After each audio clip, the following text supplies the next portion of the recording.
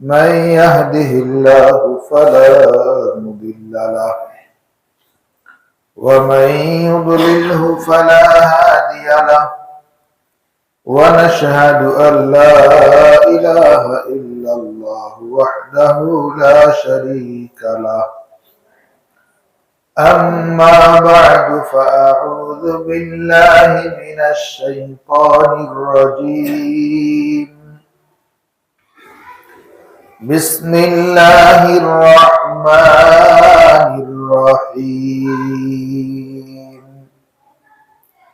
قل يا عبادي الذين أسرفوا على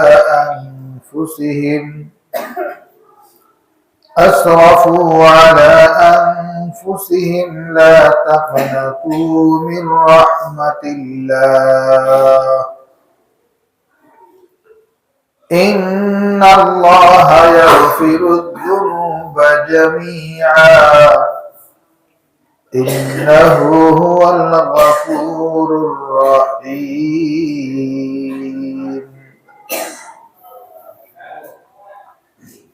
وقال الله تعالى في آية آخر: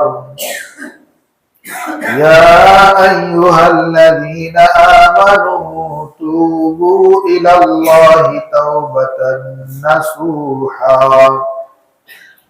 عسى ربكم أن يكفر عنكم سيئاتكم ويدخلكم جنات تجري من تحتها الأنهار. وقال تعالى: ومن يتق الله يجعل له مخرجا ويرزقه من حيث لا يحتسب. وقال النبي صلى الله عليه وسلم: الصوم لي وأنا أجزي به، أو كما قال عليه الصلاة والسلام. আলহামদুলিল্লাহ, আল্লাহ পাক রব্বুল আলামিনের দরবারে অসংখ্য শুকরিয়া, যে মহান রব্বুল আলামিন আমাকে আপনাকে দয়া করে মায়া করে ভালোবেসে রমজান মাসের শেষের দিকে জুমার বয়ানে আমাকে আপনাকে হাজির হওয়ার তৌফিক দান করেছেন। কোরআন ও হাদিস থেকে আলোচনা শোনার এবং বয়ান করার তৌফিক দান করেছেন। এজন্য আমরা আল্লাহ পাক রব্বুল আলামিনের দরবারে শুকরিয়া আদায় করে বলি আলহামদুলিল্লাহ। যারা রোজাদার তারা আফসোস করতেছে, আর যারা রোজা রাখে না তারা খুশি হচ্ছে, কারণ অর্ধেকের বেশি রোজা শেষ, আর কয়েকদিন পরে শেষ হয়ে যাবে। আর যারা রোজা রাখে না, চোরের মতো করে যারা দিনের বেলায় খায়, স্টলে বিভিন্ন জায়গায় দিনে বাহিরে খেতে পারে না, তাদের তো মারাত্মক কষ্ট। আমি মনে করি রোজাদারদের চেয়ে তাদের কষ্টটাই বেশি। তারা যদিও মুখে বলে যে আমাদের নানান সমস্যার কারণে রাখতে পারি না, কিন্তু কষ্টটা মনে হয় তাদেরই বেশি। তো রোজা রাখার যে কষ্ট, রোজা না রাখার কষ্টটা তার চেয়ে বেশি। তো কাজে এখনো যে কয়দিন সময় আছে, যারা রোজা রাখি না, আমি বলবো যে আপনি কষ্ট হলেও এই বাকি কয়টা রোজা রাখেন, দেখেন রোজা রাখার কি শান্তি। কারণ যেই ব্যক্তি রোজা রাখে, আল্লাহ পাক রব্বুল আলামিন তাকে দুইটা পুরস্কার দিবেন, একদম ঘোষণা দিয়ে দিয়েছেন। লিসাইমি ফারহাতান, ফারহাতুন ইনদা ফিতরিহি ওয়া ফারহাতুন ইনদা লিকাই রাব্বিহি। যে রোজাদারদের জন্য দুইটা মহা খুশি। এক নাম্বার হলো ইফতারের সময় রোজাদারের মনে যে আনন্দ, যে শান্তি থাকে, এটা রোজা না রাখলে এই শান্তি পাওয়া সম্ভব না। সম্ভব? এই জন্য এটা রোজাদারের জন্য মনের মধ্যে একটা শান্তি। তার মানে কি, প্রতিদিন অন্তত 30টা রোজা রাখলে 30টা দিন ইফতারের টাইম অন্তত 20 মিনিট টাইম আপনার মনে অন্য কোনো চিন্তা থাকে না। সমস্ত টেনশন মুক্ত ইফতার নিয়ে আপনি একটা প্রশান্তিময় জীবন পাচ্ছেন। এটা আপনার সুস্থতার জন্য বহু বড় নিয়ামত। সুস্থতার জন্য অনেকগুলা বিষয় দায়ী, যেমন সকালবেলার বাতাস, सुबह का हवा, रात का 40, दोपहर का 42, दोपहर का 42, रात का 40, सुबह का हवा लाखों करोड़ रुपया का दावा। একটা প্রবাদ আছে উর্দুতে, অর্থাৎ দুপুরে খাওয়ার পরে একটু শোয়া, রাত কা 40, রাত্রে খাওয়ার পরে 40 কদম হাঁটা, আর সুবেহ কা হাওয়া, সকালবেলার ফজরে আসা যাওয়া একটু হাওয়া গায়ে লাগানো ফ্রেশ হয়ে, এটাকে বলা হয় লাখ করোড় রুপিয়া কাদা।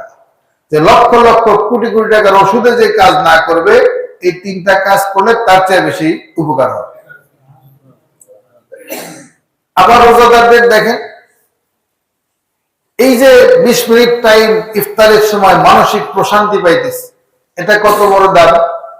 দুনিয়াতে যত রোগ আছে, এই রোগের 80% আপনার টেনশন থেকে। 80% রোগের উৎপত্তি হলো আপনার মানসিক টেনশন। এটা একটা গবেষণায় পাওয়া গেছে। আর 20% রোগ অন্যান্য কারণ। আপনার খাবার হজম হয় না, গ্যাস্ট্রিকে বেশি ঝামেলা করে, এটাও টেনশন। প্রেশার বেড়ে গেছে, এটাও বেশি টেনশন। কমে গেছে, মন ছাইরা দিচ্ছেন, এটাও টেনশন থেকে। হার্ট ব্লক হয়ে গেছে,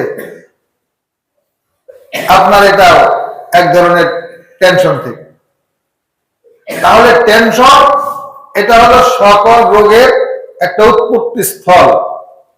আর আল্লাহ পাক রব্বুল আলামিন কোরআন হাদিস দ্বারা বারবার বান্দাদেরকে ডাক দিয়ে বলেছেন, ও বান্দা, এত টেনশন করো না, আমি আল্লাহই তো তোমাদেরকে খাওয়াই, আমি আল্লাহই তো তোমাদেরকে রিজিক দেই, তোমার টেনশন কিসের? আমি আল্লাহ তো তোমার সাথে আছি, তোমার টেনশন কিসের?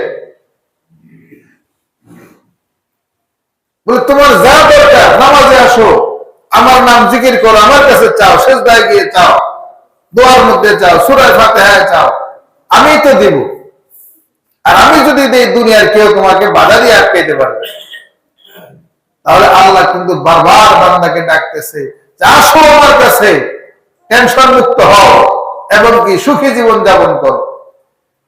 হাদিস শরীফের মধ্যে আসছে, বান্দাকে বলতে বলা হয়েছে, রাদিতু বিল্লাহি রাব্বা ওয়া বিল ইসলামি দীনা ওয়া বি মুহাম্মাদিন রাসূলা। রাদিতু বিল্লাহি রাব্বা, হে আল্লাহ, আমি আপনাকে রব হিসেবে পেয়ে আমি খুশি। ওয়া বিল ইসলামি দীনা, মুসলমান হতে পেরে আমি মহা খুশি। ইসলাম ধর্ম পেয়ে আমি আরো খুশি। ওয়া বি মুহাম্মাদিন রাসূলা, এবং সর্বযুগের সর্বকালের সর্বশ্রেষ্ঠ মহামানব মুহাম্মাদুর রাসূলুল্লাহ সাল্লাল্লাহু আলাইহি ওয়াসাল্লামকে আমাদের নবী হিসেবে পেয়ে আমরা আরো খুশি। কয়টা তুমি মুখ দ্বারা বারবার উচ্চারণ করো, রাদিতু বিল্লাহি রাব্বাহু ওয়া বিল ইসলামি দীনাহু ওয়া বি মুহাম্মাদিন রাসূলা। আল্লাহ পাক রব্বুল আলামিন বান্দাকে টেনশন মুক্ত থাকার জন্য বারবার বলতেছেন, বারবার তার দিকে ফিরাইতেছেন যে তুমি চেষ্টা করে তোমার টেনশন দূর করতে পারবে না, খালি টেনশন করে শরীরটাই অসুস্থ বানাইতে পারবে, কিছুই করতে পারবে না। গাড়িতে উঠছেন আপনি, এখন ড্রাইভার গাড়ি চালাইতেছে, সে যেভাবেই চালাক, আপনি যদি টেনশন করে তাও যা হবে, টেনশন না করলেও তাই হবে না। তাহলে আপনি টেনশন করে, দেখা গেল দুইজন ব্যক্তির উদাহরণ যদি এমন হয়, ঢাকা থেকে কেউ আপনার কালীহাতি আসতেছে, কালীহাতি আসার পরে একজন অফিস করতেছে ঠান্ডা মাথায়, ঢাকা থেকে কালীহাতি এসে, আরেকজন ঢাকা থেকে এসে উনি অফিস তো করতে পারতেছে না, বলতেছে আমার আজকে সারাদিন রেস্ট নিতে হবে। কেন? গাড়িতে আসছি, ড্রাইভার একে বেঁকে গাড়ি চালাইছে, আমার তো টেনশনে শেষ, শরীর ঘেমে গেছে, আমি অসুস্থ হয়ে গেছি।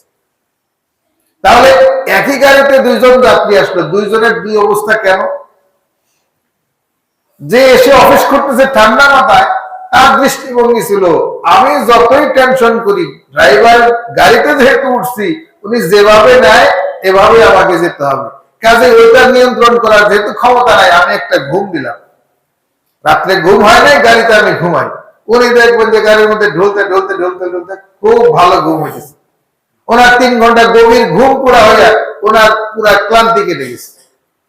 আবার ওই গাড়িতে আরেকজন উঠছে, যে আসার পরে সারাদিন কাজ করতে পারতেছে না, কারণ তার হলো টেনশন যে ড্রাইভার কখন কি করে, কোন দিকে ফালাইয়া দেয়, হ্যাঁ, গাড়ি যেরকম রক্কর ঝক্কর করতেছে, সে টেনশনে নিজে ঘরমাত্র হয়ে গেছে, ঘুমাইতে পারে নাই, আসার পরে ক্লান্ত হয়ে গেছে।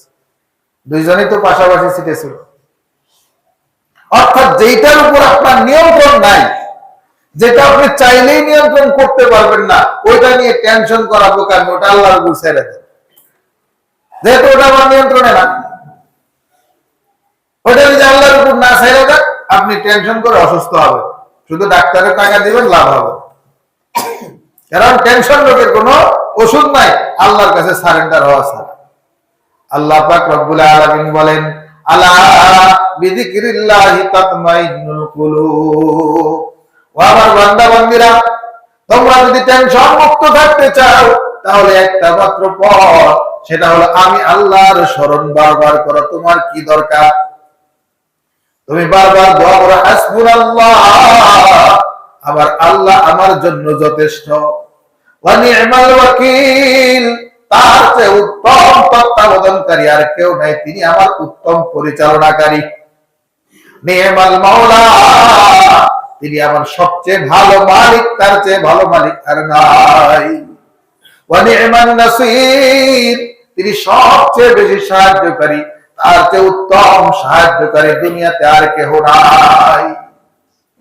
কাজে আল্লাহর দিকে সব সুপর্দ করেন, দেখবেন টেনশন সব চলে যাবে। আল্লাহ পাক রব্বুল আলামিন, মানুষ বিভিন্ন কারণে টেনশন করে। কোরআন শরীফের মধ্যে আল্লাহ পাক রব্বুল আলামিন বলেন, যাহারাল ফাসাদু ফিল বাররি ওয়াল বাহরি বিমা কাসাবাত আইদিন নাস, জলে স্থলে যাহা কিছু ঘটে সব হলো মানুষের দুই হাতের কামাই। আপনি মিথ্যা বলছেন, আপনি মিথ্যার কারণে টেনশন করেছেন। আপনি পাপ করেছেন, আপনি পাপের কারণে টেনশনে পড়েছেন। আপনি কোন অপরাধ করেছেন, অপরাধের কারণে টেনশন করেছেন। আপনি দুর্নীতি করেছেন, দুর্নীতির কারণে টেনশনে পড়েছেন। অথবা আপনি সৎ ছিলেন, আপনাকে কেউ ফাঁসানোর জন্য টেনশনে ফেলে দিয়েছে। হয় কি হয় না? যে কোনো কারণে আপনি টেনশনে পড়ে গেছেন, হয়তো গুনার কারণে, হয়তো অন্য কোনো কারণে। আল্লাহ পাক রব্বুল আলামিন বলে, বান্দা, তুমি যেই অপরাধী করো না কেন, যেই ভাবেই করো না কেন, তুমি আমার কাছে সারেন্ডার হও, আমি তোমার জীবনের গুনাহ খাতাগুলো মাফ করে দিব। আল্লাহ পাক রব্বুল আলামিনের দরবারে সারেন্ডার হওয়া। বলে আল্লাহর দরবারে কিভাবে সারেন্ডার হব, কিভাবে তওবা করব?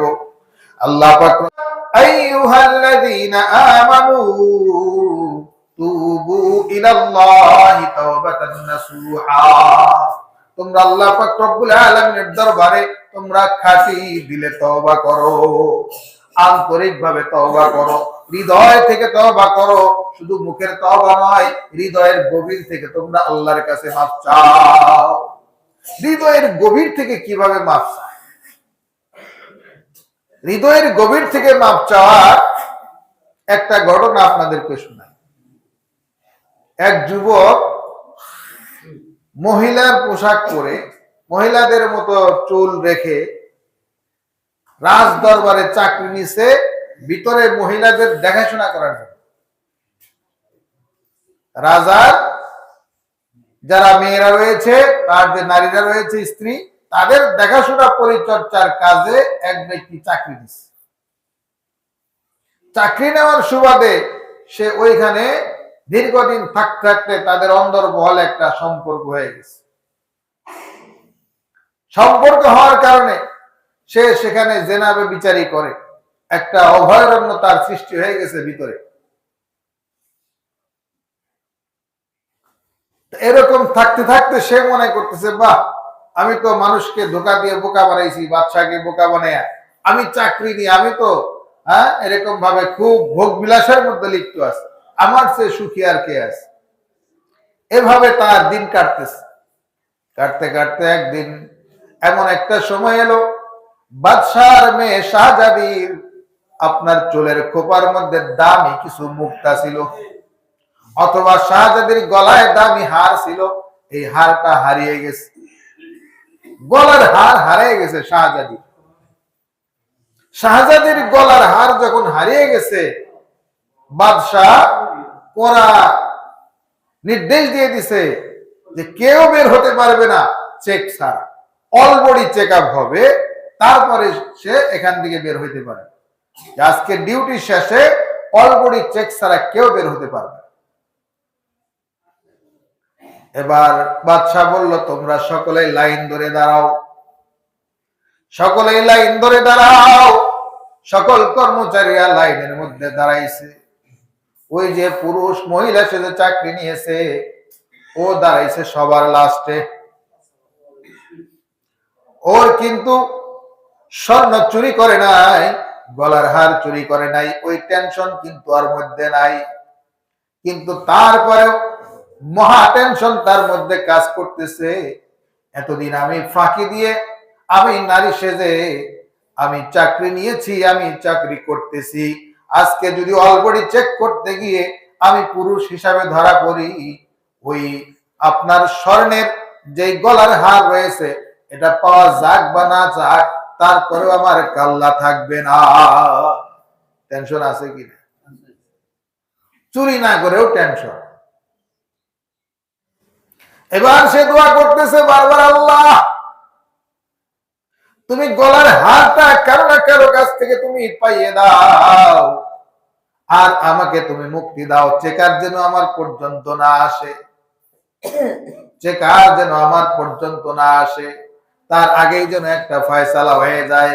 মনের মধ্যে বড় ভয়, কারণ চেকার আসলে আজকে আমার কাল্লা থাকবে না। ট্রেনে যারা সফর করছেন, টিকিট ছাড়া কিছু যাত্রী আছে না, টিটি যখন আসে সাদা পোশাক পরে, যার টিকিট নাই তার অবস্থা কিরকম হয়? ও যায় বাথরুমে লুকায়, ও যায় ভিড়ের মধ্যে লুকায়, দরজার গেটের মধ্যে যায়, কোথায় দিয়ে কোথায়, মানে টিটিকে কেমনে পাস করবে। আর টিটি আর কিছু দেখুক না দেখুক, ওর চলাফেরার ভঙ্গি দেখাই বুঝতে পারে যে ওই লোকটা এইখানে দাঁড়াইছিল, এখন সে সরলো কেন। দেখা যায় যে বলে যে টিকিট দাও। উঠছে টাঙ্গাইল থেকে যাবে যমুনা সেতু, কিন্তু চেক করার পরে কয় না তোমার ভাড়া দিতে হবে ঢাকা থেকে, তুমি যে কমলাপুর থেকে ওঠো নাই তার গ্যারান্টি। এখন ভাড়া দিতে হবে কমলাপুর থেকে, ভাড়া না দিলে দেখা যায় জেলখানার লকারে আটকে গেছে। টিটির ভয়ে যদি এরকম অবস্থা হয় একজন যাত্রীর, সামান্য 200-100 টাকার মামলা, তাহলে যেখানে সে পুরুষ মহিলা সে যে চাকরি করতেছে তার ভিতরের অবস্থাটা কিরকম? ওই ব্যক্তি শুধু আল্লাহকে ডাকতেছে, দুনিয়ার কেউ শোনে না, কিন্তু অন্তরে আল্লাহকে অন্তর থেকে ডাকতেছে, আল্লাহ তুমি আজকে আমাকে মাফ করে দাও, আজকে ক্ষমা করে দাও, আজকে যদি তুমি আমাকে এখান থেকে বাঁচিয়ে দাও, তাহলে জীবনে আর কোনোদিন এই সমস্ত নোংরা জায়গায় চাকরি করব না। আজকে যদি আমাকে বাঁচিয়ে দাও, জীবনে আর কোনোদিন খারাপ পথে থাকবো না। আজকে যদি আমাকে বাঁচিয়ে দাও, জীবনে আর কোনোদিন নামাজ ছাড়বো না, জীবনে তোমার একটা হুকুম আর মানবো না। সে মনে মনে খাঁটি তওবা করতেছে, একদম তওবা করার মতো তওবা। আরেকটা তওবার কথা শোনাই। এক বাদশা, সে তওবা করে, প্রতিদিন জিকির করে, তওবা করে, আস্তাগফিরুল্লাহ পড়ে, কিন্তু তার মধ্যে কোনো পরিবর্তন দেখা যায় না। পীর সাহেবের কাছে যাওয়ার পরে বলতেছে, হুজুর আপনি যেই তওবার আমল দিয়েছেন, ওই তওবা তো আমি সোনা দিয়ে আমি তসবিহ বানাইছি, স্বর্ণের তসবিহ দিয়ে আমি তেলাওয়াত করে তওবা করি, প্রতিদিন শত শতবার তওবা করি, কিন্তু আমার দিলের অবস্থার কোনো পরিবর্তন হয় না। পীর সাহেব বলতেছে, আপনার তওবা খাঁটি তওবা হয়নি। তওবা যদি খাঁটি হয়, তাহলে আপনার অভ্যাস, কথাবার্তা সবকিছুর মধ্যে পরিবর্তন আসবে। বলে তওবা আবার খাঁটি কেমনে হয়? বলে তওবা খাঁটি যদি আপনি দেখতে চান তাহলে 1 ঘন্টার জন্য আমাকে আপনার রাজত্বটা দিতে হবে। আপনার যে চেয়ারটা আছে এটা 1 ঘন্টার জন্য দিবে, তাহলে আমি আপনাকে তওবা শিখিয়ে দিব যে খাঁটি তওবা কাকে বলে। চিন্তা ভাবনা করে দেখলো যে পীর সাহেব তো 1 ঘন্টার জন্যই চাইছে, বেশি দিনের জন্য তো আর চায় নাই, আর উনি 1 ঘন্টা পরে তো ক্ষমতা ছেড়েই দিবে। যাও দেই, তুমি 1 ঘন্টার জন্য ক্ষমতা ছেড়ে দিছে। এখন বাদশাহ যখন চেয়ারে বসছে, হুকুম কার? আগের বাদশার হুকুম কিন্তু আর চলে না। চলে? হুকুম আর চলে না। নতুন বাদশাহ 1 ঘন্টার জন্য হলেও সে বাদশাহ, তার হুকুম মতো চলবে। এবার দরবারে পীর সাহেব চেয়ারে বসার পরে বললেন, বাদশাকে অ্যারেস্ট করো, জল্লাদকে ডাকো। বাদশাকে সাথে সাথে অ্যারেস্ট করা হলো, জল্লাদকে ডাকা হলো। বলে এখানে দাঁড়িয়ে থাকা অবস্থায় তোমার রাজদরবারের যাবতীয় হিসাব দাও। বলে 1 ঘন্টায় কি দেওয়া সম্ভব নাকি? বলে না, দিতে হবে। যদি দিতে না পারো তাহলে তোমার ফাঁসির নির্দেশ। ফাঁসির নির্দেশ। বলে 1 ঘন্টা হিসাব দেওয়া সম্ভব না, এত বছরের রাজত্ব 1 ঘন্টা হিসাব দেওয়া সম্ভব? তাহলে ফাঁসি। জল্লাদকে বলল, সে যা খাইতে চায় তাকে খাইতে দাও, তার সকল মনোবাঞ্ছনা পুরা করো, কারণ আর 1 ঘন্টা পরেই তার ফাঁসি দেওয়া হবে। এবার ভালো মন্দ যত খাবারই দেয়, ফাঁসির কথা শুনলে কি আর খাওয়া মুখ দিয়ে যায়? আর যায় না। এবার বাদশা তো পুরা নার্ভাস, যে ক্ষমতা দিলাম 1 ঘন্টার জন্য, ঠিক আছে, 1 ঘন্টা পরে ক্ষমতা ছাড়বে, কিন্তু আমার তো জীবন শেষ। আমি যদি বেঁচে না থাকি তাহলে 1 ঘন্টায় কি আর 10 মিনিট?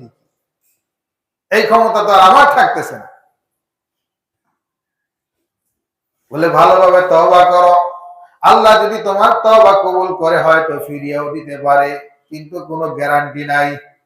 এবার ওই বাদশাহ জেলখানার লকারের মধ্যে থেকে খাঁটি তওবা করে, আল্লাহ যদি আমাকে বাঁচায় দাও, জীবনে আর কোনোদিন লোভ করব না, জীবনে আর কোনোদিন অসৎ পথে চলবো না, জীবনের যত গুনাহ করেছি আল্লাহ আমাকে মাফ করে দাও। ওই বাদশা খাঁটি দিলে তওবা করেছে, 1 ঘন্টার মধ্যেই তার চেহারার জৌলুস কমে গেছে। 1 ঘন্টা আগে চেহারার যে জৌলুস ছিল 1 ঘন্টা পরে নাই। শরীরের ওজন যতটুকু ছিল ততটুকু আর নাই, সব দিকেই পরিবর্তন আসছে। 1 ঘন্টা পরে পীর সাহেব যিনি বাদশার আসনে বসছেন, উনি বলল, যাও তোমাকে বেকসুর খালাস দিয়ে দিলাম। বেকসুর খালাস। এখন জিজ্ঞাসা করে যে তুমি তো সোনার তসবিহ দিয়ে তওবা করছো, আর আজকে 1 ঘন্টা তওবার জন্য যে দিলাম, কোনো তসবিহও দেওয়া হয় নাই, তো বলো তো তোমার দিলের মধ্যে কোনো পরিবর্তন আসছে কিনা? আল্লাহ কি যে কর, পরিবর্তন না শুধু, আমি তো শেষ। এটাকেই বলে খাঁটি তওবা। আমার যদি এখন মৃত্যু হয়ে যায় তাহলে এই গুনাহ নিয়ে কি আমি কবরে যাব? গুনাহ নিয়ে কবরে গেলে আমার কি অবস্থা, কি অবস্থা হবে আমার? এই জন্য আমাদেরকে খাঁটি দিলে তওবা করা উচিত, সর্বক্ষণিক তওবা করা উচিত। দুনিয়াতে যতক্ষণ আছি প্রতিদিনই তওবা করা উচিত। তওবা বরলাম সুবহা বরকফ, দিল পুরাজ্জৌকে গুনাহ, মাসিয়াত রাখান্দামি আয়াত যে ইস্তিগফারে মা। আল্লাহ পাক রব্বুল আলামিন বলেন, ইয়া আইয়ুহাল্লাযীনা আমানু, ও ঈমানদারেরা, তুবু ইলাল্লাহ, তোমরা আল্লাহ তাআলার দরবারে খাঁটি দিলে তওবা করো। আসা রাব্বুকুম আইয়ুকাফিরা আনকুম সাইয়্যাতিকুম, আল্লাহ পাক রব্বুল আলামিন অতি সত্বর তোমাদের গুনাহগুলোকে মাফ করে দিবে, গুনাহগুলো মাফ করে দিবেন। আল্লাহ পাক রব্বুল আলামিন আমাদেরকে সুযোগ দিয়েছেন, এই জন্য এই রমজান মাস আমরা খাঁটি দিলে তওবা করি, যে আল্লাহ পাক যেন একটা গুনাহ যেন আমাদের আমলনামায় না থাকে। বিশেষ করে কয়েকটা গুনাহ খুবই মারাত্মক গুনাহ, এগুলা থেকে আমাদের বেশি তওবা করা উচিত। একটা হচ্ছে উকুকুল ওয়ালিদাইন, মা বাবার অবাধ্য হওয়া, এটা কবিরা গুনাহ। অনেকে আমরা জানি না যে মা বাবার অবাধ্য হলে আবার গুনাহ হয়। মা বাবা বুঝেই না আমরা তার সাথে খারাপ ব্যবহার করলে এটা আবার গুনাহ হয়, এটা অনেক সন্তান কিন্তু জানেই না। অথচ মা বাবা যদি আপনার কথার দ্বারা কষ্ট পায়, আপনি যদি মা বাবাকে ধমক দেন, এটা মারাত্মক কবিরা গুনাহ।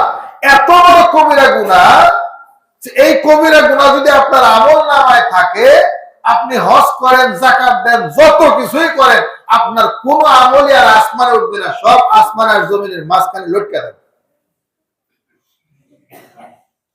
এই জন্য এই কবিরা গুনাহ যদি কারো মা বাবা নাখোশ থাকে, আল্লাহর হস্তে মা বাবার কাছে মাফ চেয়ে নেবেন, এমন ব্যবহার করবেন যাতে আপনার মা বাবা আপনার পুরো খুশি হয়ে যায়।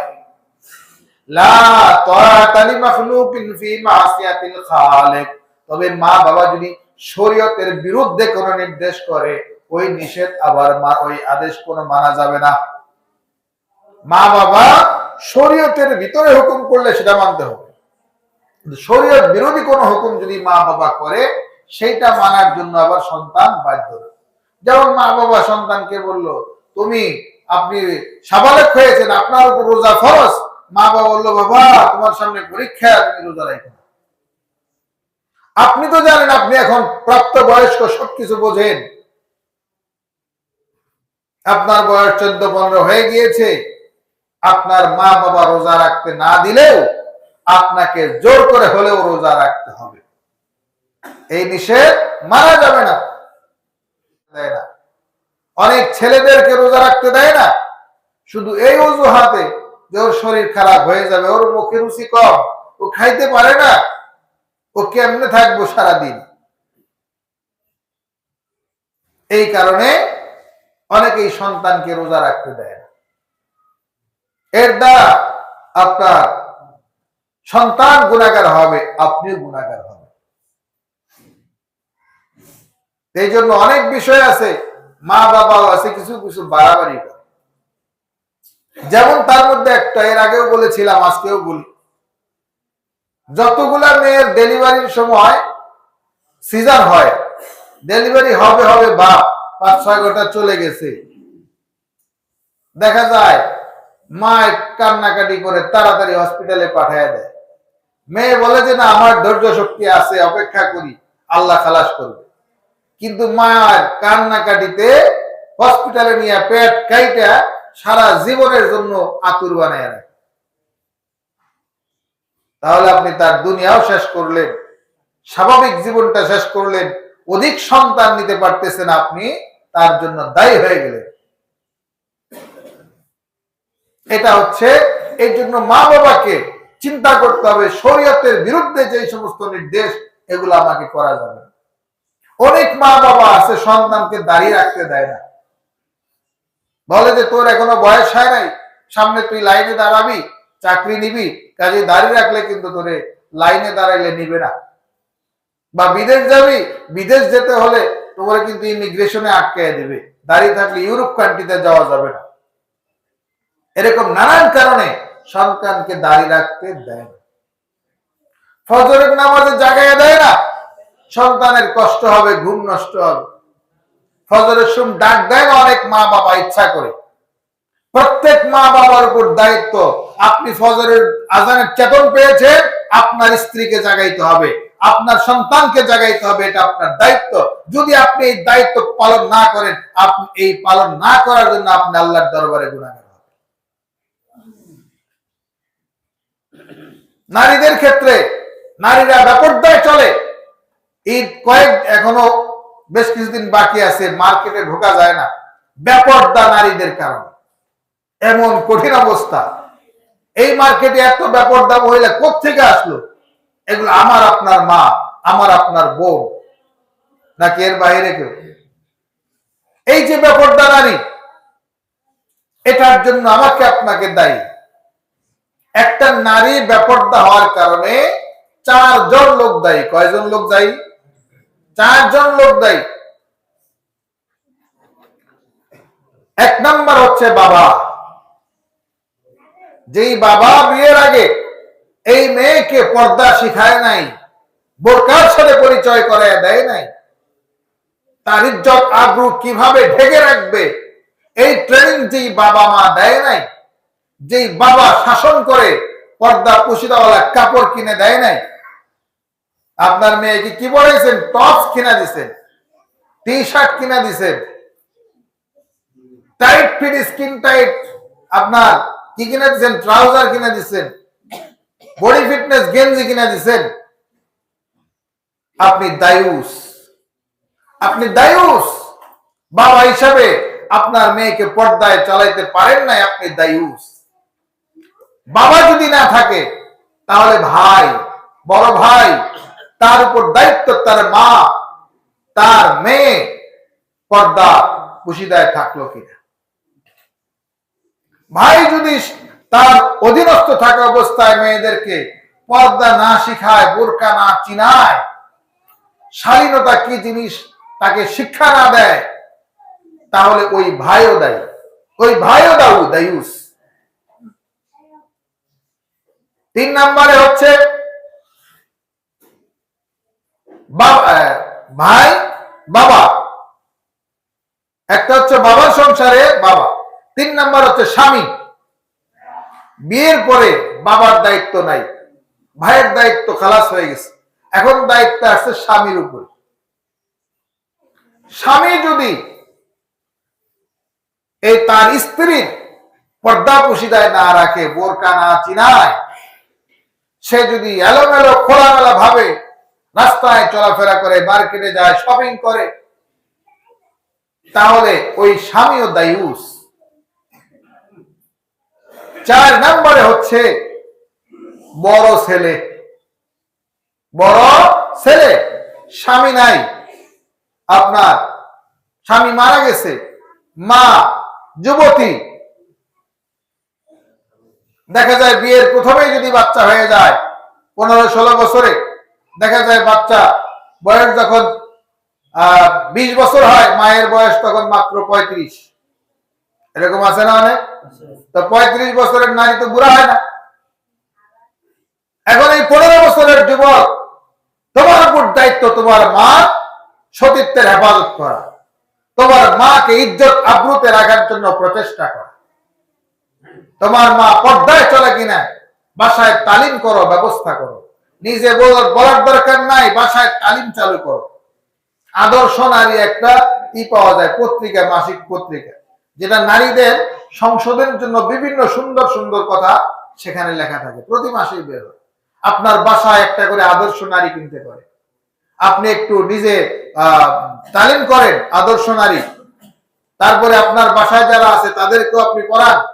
সুন্দর সুন্দর নারীদের চেঞ্জ হওয়ার গল্পগুলো সেখানে আছে, কিভাবে একটা নারী অশ্লীলতা থেকে বেঁচে আস্তে আস্তে ইসলামিক মাইন্ডের হলো, এসব সুন্দর সুন্দর ঘটনা সেখানে আছে, যেটার দ্বারা আপনার মা পরিবর্তন হতে পারে। এই কাজগুলো যদি আমরা না করি, তাহলে আপনার স্বামী হিসাবে যদি এই হুকুম না করি, স্বামী দায়ুস। বাবা হিসাবে পালন না করলে বাবা দায়ুস, ভাই হিসাবে পালন না করলে ভাই দায়ুস, ছেলে হিসাবে পালন না করলে ছেলে দায়ুস। আর দায়ুসের ব্যাপারে আমাদের নবী কি বলেন? قال رسول الله صلى الله عليه وسلم الدايوس لا يدخل الجنة, যারা দায়ুস হবে তারা জান্নাতে প্রবেশ করবে না। ربنا أطعنا سادتنا وكبراءنا فأضلونا السبيل। কাল কিয়ামতের ময়দানে আপনি যদি শাসন না করেন, উল্টা আপনার বিরুদ্ধে মামলা দায়ের করবে। আপনার মেয়েকে আপনি পর্দায় রাখেন নাই, কিয়ামতের ময়দানে সে যখন জাহান্নামে যাবে, সে আল্লাহর কাছে বলবে, আল্লাহ, পর্দা কি জিনিস আমি জানতাম না। আমার বাসার মধ্যে আমার স্বামী, আমার ভাই, আমার বাবা বড় একটা টিভি কিনা দিছে, ওই টিভির মধ্যে সারাদিন আপনার ইন্ডিয়ান সিরিয়াল চলে, সারাদিন আপনার বিভিন্ন ইন্ডিয়ান সিরিয়াল চলে, যেখানে অর্ধনগ্ন নারীরা সবসময় খোলামেলা পোশাকের নাচানাচি করে, সারাদিন ওইগুলা দেখতাম। বিভিন্ন নায়ক নায়িকাদের বিভিন্ন শুটিং গুলা দেখতাম। ওগুলা দেখার কারণে মনে করছি এটাই তো সবচেয়ে বড় ফ্যাশন। ওই ফ্যাশনটাকে পাওয়ার জন্য আমরা অশ্লীল পথে চলেছি। কিন্তু এটা যে বড় পাপ, এটা যে বড় অন্যায়, এইটা আমাদেরকে বুঝায় নাই। কাজে আজকে আমাকে যদি জাহান্নামে দিতে হয়, আমার ওই ভাইটাকে আগে জাহান্নামে দেন, ভাই আমাকে বুঝায় নাই। আমার স্বামীকে জাহান্নামে দেন, আমার স্বামী আমাকে বুঝায় নাই। আমার বাবাকে জাহান্নামে দেন, আমার বাবা আমাকে বুঝায় নাই। আমার বড় ছেলেকে জাহান্নামে দেন, আমার বড় ছেলে আমাকে বুঝায় নাই। এজন্য আমাদেরকে এগুলা বুঝাইতে হবে, না হলে আমরা দায়ী হব। আল্লাহ পাক রব্বুল আলামিন ডাক দিয়ে বলেন, কুল ইয়া ইবাদিয়াল্লাযীনা আসরাফু আলা আনফুসিহিম লা তাকনাতু মির রাহমাতিল্লাহ ইন্নাল্লাহা ইয়াগফিরুয যুনুবা জামিআ ইন্নাহু হুয়াল গফুরুর রহিম। আল্লাহ পাক রব্বুল আলামিন ডাক দিয়ে বলেন, ও বান্দা, রমজান মাস হলো গুনাহ মাফের মাস, রমজান মাস মাগফিরাতের মাস। আমি বান্দার অতি নিকটে থাকি। আল্লাহ পাক রব্বুল আলামিন বলে, আমি বান্দার দিকে তাকিয়ে দেখি কে আমার কাছে মাফ চায়। আল্লাহ পাক রব্বুল আলামিন বলেন, তোমার গুনাহ যদি সাগরের ফেনা পরিমাণ হয়ে যায়, তুমি আল্লাহর রহমত থেকে নিরাশ হয়ো না।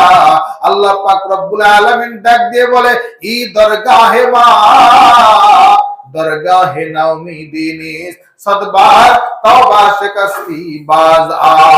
তুমি বারবার তওবা ভঙ্গ করেছো, তুমি আবারও ফিরে আসো, আবারও ফিরে আসো। তুমি বারবার তওবা ভঙ্গ করেছো, তুমি তওবা ধরে রাখতে পারো নাই। আল্লাহ পাক ডাক দিয়ে বলে, কখন তোমার মৃত্যু এসে যায় জানো তো নাই, তুমি আবার তওবা করো, যেন মৃত্যুর আগ পর্যন্ত তোমার তওবাকে ঠিক রাখতে পারো, তোমার তওবাকে ঠিক রাখতে পারো। লা তাকনাতু মির রাহমাতিল্লাহ, আমার রহমত থেকে তুমি নৈরাশ হয়ো না, আমার রহমত থেকে তুমি নৈরাশ হয়ো না।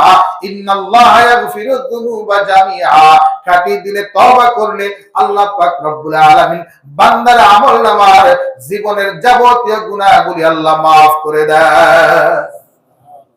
এজন্য আমরা এই রমজান মাস, আমি বলবো আপনাদেরকে, যারা বাকি রোজাগুলো এ পর্যন্ত রোজা রাখেন নাই বা মধ্যে মধ্যে ভেঙেছেন, বাকি রোজাগুলো রাখেন। জীবনের যত অপরাধ করেছেন, অপরাধের জন্য আল্লাহ তাআলার কাছে মাফ চান। অপরাধ করেছেন, আল্লাহ তাআলার কাছে মাফ চান। দুনিয়ার মানুষের কাছে আপনি কোন অপরাধ করলে সে আপনাকে দেখতে পারে না, আপনার দিকে থুতু নিক্ষেপ করে, ঘৃণা করে, আর আল্লাহ বান্দাদের ডাকতে থাকে, আয় বান্দা আয়, আমি তোর গুনাহ মাফ করে দিব, আমি তোর জীবনকে উজ্জ্বল করে দিব, আমি তোর জীবনের সংকীর্ণতাকে আমি দূর করে দেব, শুধু আমার কাছে 2 ফোঁটা চোখের পানি ফেলা। চোখের পানি ফেলে আল্লাহ তাআলার কাছে কান্নাকাটি করতে হয়। চোখের পানির কত দাম, আপনাদেরকে একটা ঘটনা শুনাই। এই দুনিয়া যখন আল্লাহ পাক রব্বুল আলামিন সৃষ্টি করেছেন, সৃষ্টি করার পরে জমিন যখন সৃষ্টি করলেন, জমিন গুলো কাঁপতেছে। জমিন কাঁপা অবস্থা আল্লাহ পাক রব্বুল আলামিন বড় বড় পাহাড় বানায় দিলেন, প্যারাক হিসাবে বানায় দিলেন। এবার জমিন কাঁপাটাপি বন্ধ হয়ে গেল। ফেরেশতা জিজ্ঞেস করলো, আল্লাহ, এই যে মাটি বহুত শক্তিশালী মাটি, এই মাটির মধ্যে আপনি পাহাড় দিয়ে প্যারাক বানিয়ে দিলেন, এটা বড়, এটা আরেকটা মাটি, কিন্তু এই মাটি বড় শক্তিশালী, এই মাটির চেয়ে শক্তিশালী কোন জিনিস আছে কি? আল্লাহ পাক রব্বুল আলামিন বললেন, হ্যাঁ আছে। মাটির চেয়ে শক্তিশালী হলো লোহা, কারণ লোহা মাটিকে কাটতে পারে। ফেরেশতা জিজ্ঞেস করলো, লোহার চেয়ে শক্তিশালী কোন জিনিস আছে কি? বলে, হ্যাঁ আছে। লোহার চেয়ে শক্তিশালী হলো আগুন, কারণ আগুন লোহাকে গলিয়ে দিতে পারে। আগুন লোহাকে গলিয়ে দিতে পারে। আগুনের স্পর্শ পেলে লোহাও পানি হয়ে যায়। বলে, আগুন এত শক্তিশালী? বলে, হ্যাঁ। বলে, আগুনের চেয়েও কোনো শক্তিশালী জিনিস আছে কিনা? বলে, হ্যাঁ, আগুনের চেয়েও শক্তিশালী জিনিস আছে। আগুনের চেয়েও শক্তিশালী জিনিস হলো পানি। পানি যদি পর্যাপ্ত আগুনের উপরে দেওয়া হয়, আগুন নিভে যায়, তাই না? তাহলে বলে পানি তো শক্তিশালী বুঝলাম, এই দুনিয়ার এই পানির মধ্যে যত প্রকার পানি রয়েছে, বিভিন্ন পানির বিভিন্ন দাম রয়েছে। নালার পানির এক ধরনের দাম, আবার টিউবওয়েলের পানির এক ধরনের দাম, ফ্রেশ পানির এক ধরনের দাম, আবার ওইটা যদি জমজমের পানি হয় তার দাম আরো বেশি। তাহলে পানির মধ্যেও দামের মধ্যে কম বেশি আছে। তার মধ্যে যত পানি দুনিয়ার মধ্যে আছে, এর মধ্যে সবচেয়ে দামি পানি, সবচেয়ে শক্তিশালী পানি কোনটা? আল্লাহ পাক রব্বুল আলামিন বলেন, সবচেয়ে দামি পানি হচ্ছে বান্দার চোখের পানি, যেটা আল্লাহর ভয়ে বিগলিত হয়ে জমিনের মধ্যে পড়ে যায়। ওই পানিটা এতই শক্তিশালী, ওই পানিটা এতই শক্তিশালী। একটা ঘটনা আপনাদেরকে শোনাই। কোন ব্যক্তি মারা গিয়েছে, কোন ব্যক্তি মারা গিয়েছে, জাহান্নামের মধ্যে তার জ্বলতেছে, আগুনের মধ্যে জাহান্নামের কিনারার মধ্যে জ্বলতেছে। ওই ব্যক্তির সন্তান দুনিয়াতে তার জন্য সূরা ইয়াসিন তেলাওয়াত করেছে, সূরা ইখলাস তেলাওয়াত করেছে, বিভিন্ন দোয়া দরুদ পাঠ করেছে। পাঠ করে আল্লাহ পাক রব্বুল আলামিনের কাছে হাত তুলে বলছে, আল্লাহ আপনি আমার বাবাকে মাফ করে দেন, আপনি আমার বাবাকে মাফ করে দেন। এমন বিগলিত ভাবে কান্না করেছে, কান্নার কারণে তার চোখের পানি যখন মাটির মধ্যে গড়িয়ে পড়েছে, আল্লাহ পাক রব্বুল আলামিন ওই পানিটা জমিনের মধ্যে ফালায় নাই, সরাসরি জাহান্নামের মধ্যে ওই পানি যখন পৌঁছে তার বাবার কাছে পৌঁছে দিছে, জাহান্নামের আগুন নিভে গিয়ে তার বাবার মুক্তির ফয়সালা হয়ে গিয়েছে। চোখের পানি বড় শক্তিশালী। এজন্য নিজের মাফের জন্য নিজে ব্যবহার করেন, নিজের আত্মীয় স্বজনের জন্য ব্যবহার করেন, নিজের যত চাওয়া পাওয়া আছে সব কিছুর জন্য আপনার চোখের পানি ব্যবহার করেন। আল্লাহ পাক রব্বুল আলামিন আমাদের সকলকে খাঁটি তাওবা করার তৌফিক দান করুন। সকলে বলেন আমিন। ওয়া আখিরু দাওয়ানা আলহামদুলিল্লাহি রাব্বিল আলামিন। আমরা যারা সুন্নাত পড়ি সুন্নাত পড়ি ইনশাআল্লাহ।